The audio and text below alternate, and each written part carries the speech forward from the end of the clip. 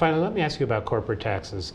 Now, I know that you can't really tell what taxes a company pays by looking at their SEC filings. It's all accounting, but you pay about a 43% effective tax rate according to your filings. That's higher than the statutory rate, and that's because you pay a lot of taxes overseas, as I understand it. Correct. So, corporate tax reform, what is in it for Chevron, and what do you think would be good policy for the United States?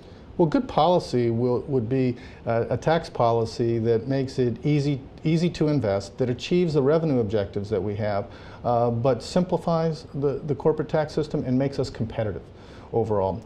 We're one of the few countries, for example, that taxes U.S. companies on their foreign earnings at all. And so I think we'd be better off simplifying the tax base, making it more competitive, reducing the number of preferences that are in the system, and lowering marginal rates. But would it be good for Chevron and the oil industry if they got rid of some of those preferences, some of which go to your industry, and use that money to lower the rate? I've consistently supported tax reform that reduces preferences across the board and then reduces marginal rates, even some of those in our industry.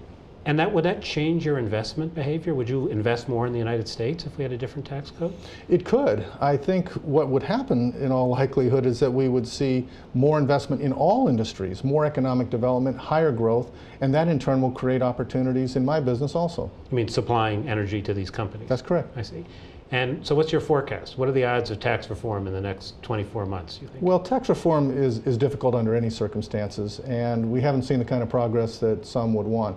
I continue to remain hopeful, but it's not my assumption that that will take place.